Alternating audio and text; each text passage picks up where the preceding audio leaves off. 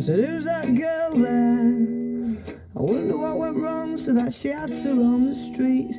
She doesn't do major credit cards, I doubt she does receipts. It's all not quite legitimate.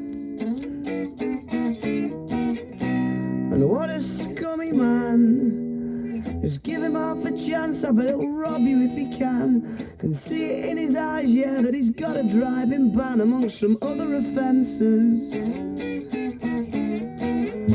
And I've seen him with girls of the night, and he told Roxanne to put on her red lights.